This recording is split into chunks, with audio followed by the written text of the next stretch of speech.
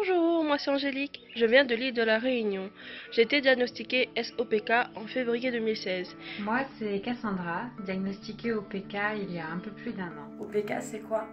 C'est avoir des boutons et une peau d'adolescente 365 jours dans l'année. Et pour moi, le plus dur était d'accepter cette maladie. La fatigue. Pour moi, le plus dur, c'est les sauts d'humeur. C'est d'abord une absence totale de règles. Depuis que j'ai 16 ans, je n'ai plus vu mes règles sans médication. Pour moi, l'infertilité. Prise de poids. Stress. L'insulinorésistance. Ensuite, il y a beaucoup de pilosité. La fatigue. Absence d'ovulation. Il y a le surpoids, avec impossibilité de perdre du poids malgré tous les efforts, le sport intensif et aussi les différents régimes. Le plus difficile pour moi, c'est d'accepter l'infertilité. Dépression. De poids. L'insomnie fréquente. Vous voyez sur ma main, j'ai beaucoup de poils partout sur le corps. Acné. De devoir aller en PMA. Les migraines. Et une grande perte de poids. Mais c'est aussi voir toutes les personnes de notre entourage tomber enceintes à un moment. De dévoiler sa vie intime à beaucoup de médecins.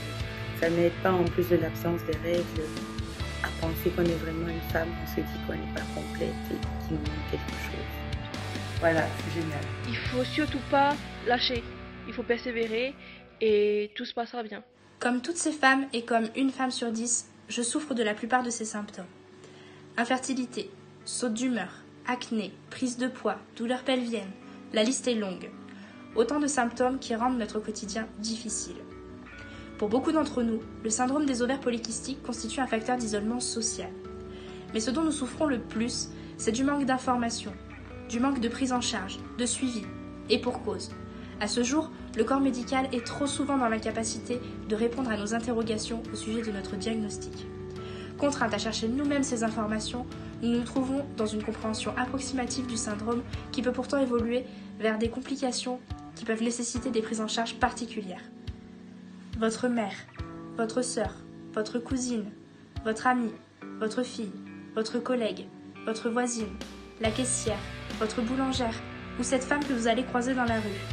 Parmi ces 10 femmes, l'une d'entre elles est susceptible d'être atteinte du syndrome. Aidez-la, aidez-nous, faites entendre notre voix.